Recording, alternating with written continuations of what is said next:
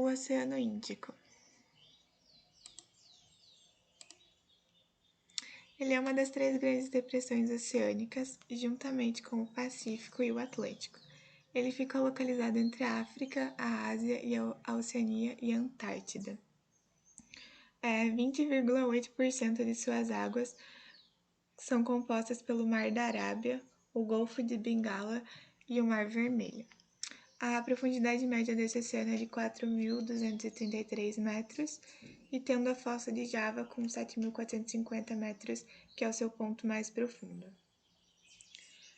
O Oceano Índico é o oceano mais novo e o menor oceano do planeta. Ele tem aproximadamente a área de 74 milhões de quilômetros quadrados, e ele recebe esse nome de Índico, que é referente às rotas comerciais desenvolvidas no Mar da Índia.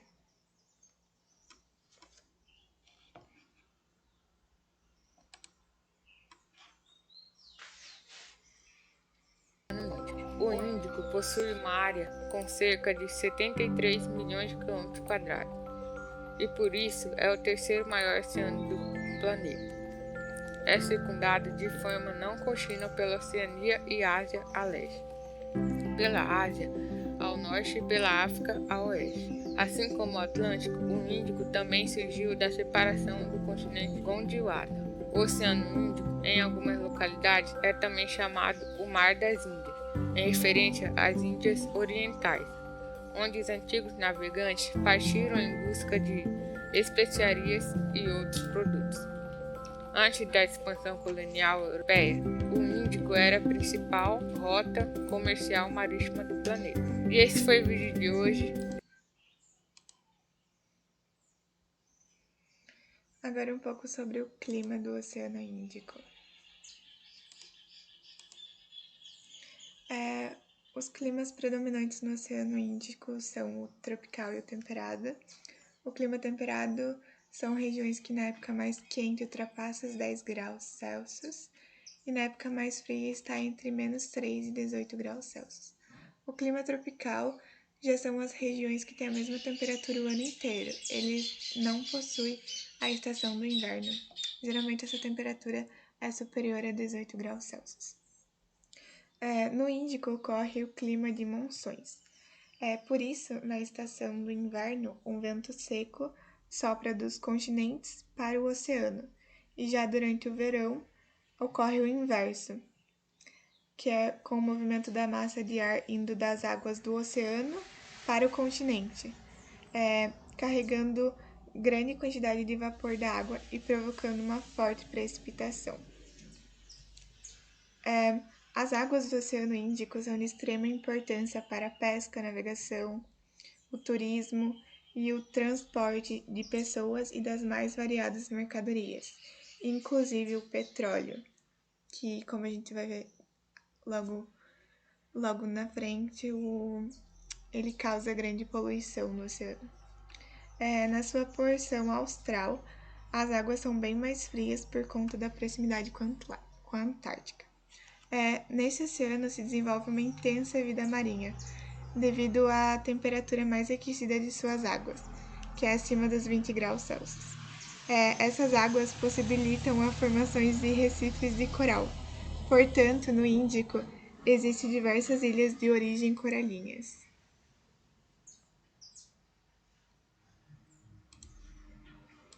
Algumas curiosidades do Oceano Índico.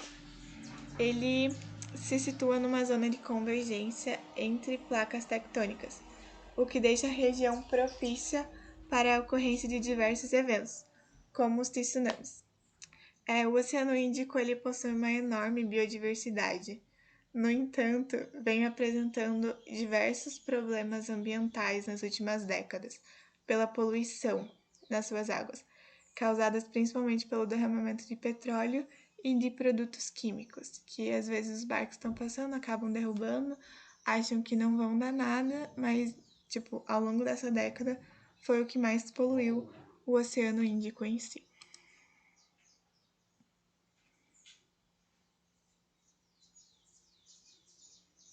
Composição química da água. A água do mar contém vários tipos de sólidos e gases dissolvidos que podem ser divididos em 4 classes.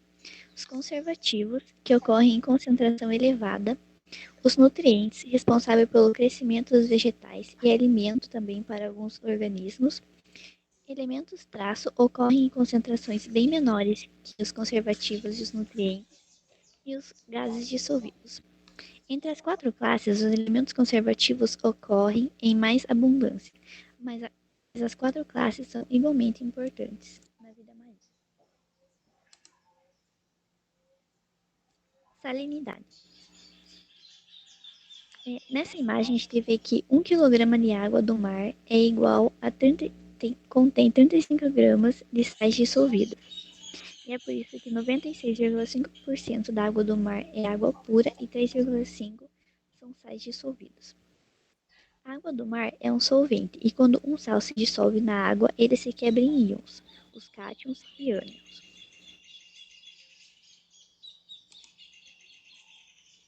Os 6 elementos mais importantes dessa quebra são o cloro, o sódio, o sulfato, o magnésio, cálcio e o potássio. E nessas duas imagens a gente vê a distribuição deles na água do mar. Os 6 elementos juntos são 99% de todo o material dissolvido na água.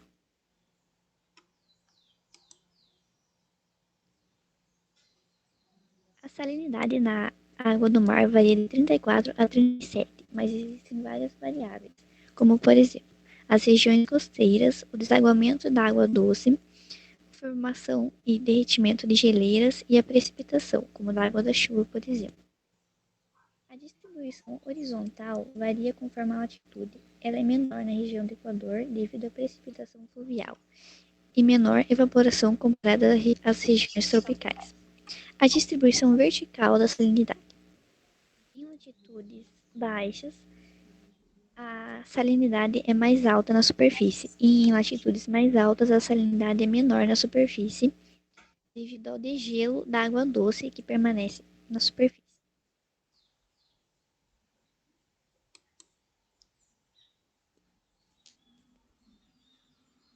Nutrientes. Os nutrientes são essenciais para a sobrevivência do fitoplâncton e muito importante para a teia trófica, ou seja, a cadeia alimentar do oceano. Eles chegam no oceano através dos rios e da sedimentação do material suspenso na água. A distribuição do nutriente na água do mar acontece de várias formas, tanto na distribuição vertical quanto na horizontal. A concentração de nutrientes é incomum na superfície, pois o fitoplâncton consome boa parte do material. Em áreas mais profundas e sem luz solar, a concentração de nutrientes é maior. E também porque acontece sedimentação de animais e vegetais que vivem na superfície.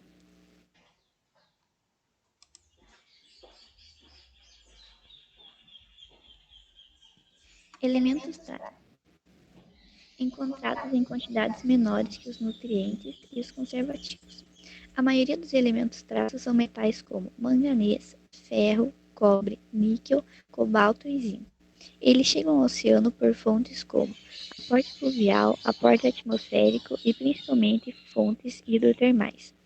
Eles são encontrados em bem poucas quantidades na água do mar, mas ainda assim são bastante essenciais para a vida marinha.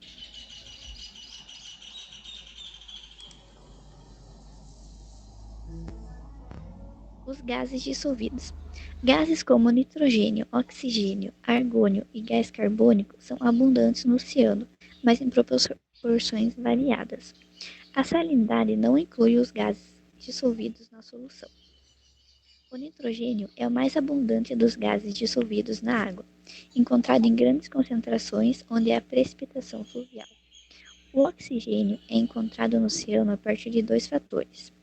Primeiro, dissolução do oxigênio da atmosfera na água, e em segundo, a fotossíntese realizada pelos vegetais.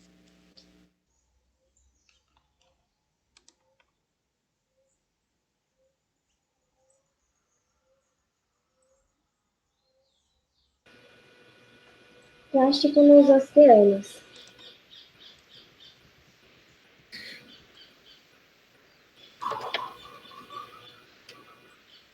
Estima-se que cerca de 8 milhões de toneladas de plástico chegam aos oceanos todo ano.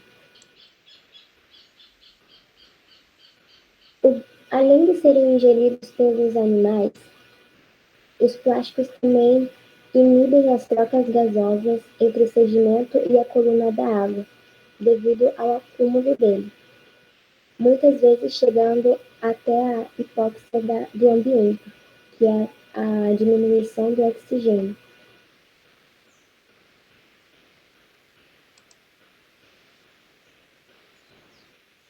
Além da grande quantidade de macroplásticos que existem dentro do oceano, os microplásticos também têm sido um grande problema. O principal impacto que está relacionado com a ingestão dele são por animais marinhos, e podem levar eles à morte por asfixia, lesões em órgãos internos e até o bloqueio do trato gastrointestinal. E eles atingem a base da cadeia alimentar, como os plânctons, afetando também toda a fauna marinha. Além dos danos físicos que os microplásticos causam, eles também causam danos tóxicos aos seres vivos, porque esses plásticos, por conta do seu tamanho, apresentam uma grande capacidade de absorção de compostos de alta toxicidade, como os metais pesados, como o mercúrio, o cádmio, dentre outros.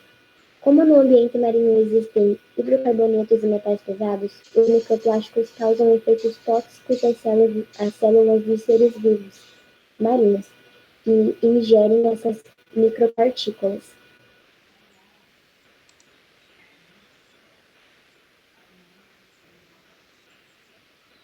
Até 2050 haverá mais plástico nos oceanos do que peixes. Atualmente isso é uma realidade e os microplásticos meio que já atingiram muito mais do que a quantidade de peixes que tem no oceano.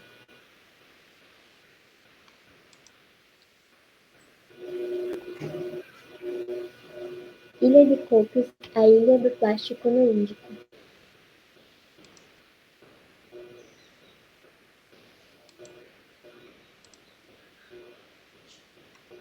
A Ilha de Cocos é uma pequena ilha localizada ao oeste da Austrália, possui cerca de 600 habitantes e ela é banhada pelo Oceano Índico. Ela é uma das 5 ilhas de plástico do mundo e nela foram encontrados mais de 400 milhões de lixos fragmentados, desde plástico até outros tipos de materiais de diversos tamanhos, e totalizando mais de 200 toneladas de lixo.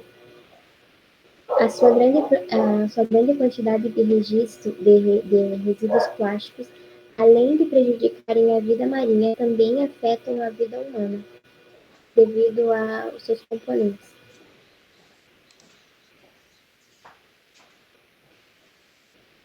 Essa é uma imagem da ilha. Pode-se ver que tem muito lixo, muita quantidade diversa de vários materiais encontrados na borda da praia e na areia, que afeta muito o meio ambiente, os animais e faunais que ficam nas áreas da praia. E agora o vídeo.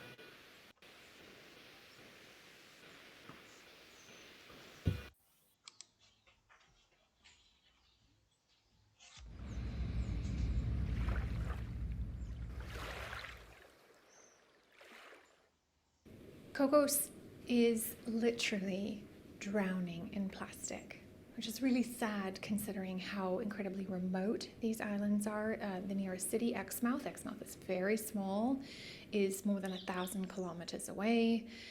It's otherwise a very pristine and stunning location. And the community that live on Cocos is very small, only about 600, maybe 700 people. Despite that, most of the beaches are inundated with plastic. Don't mean to discourage anyone going there for tourism. There are still plenty of pristine, quintessential tropical beaches free from plastic. Please go to Cocos. But other beaches that face, for example, into the predominant currents are accumulating incredible amounts of debris.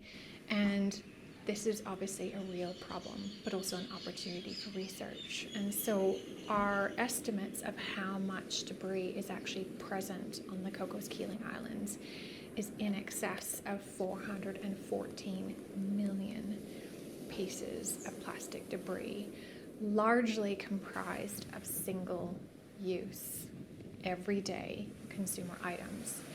So this is a great opportunity for us to see ourselves in this debris and figure out how we can remove at least one of these items from our day-to-day activities. So if it's a plastic toothbrush that you use every morning with your brush when you brush your teeth, maybe think about switching to bamboo, for example.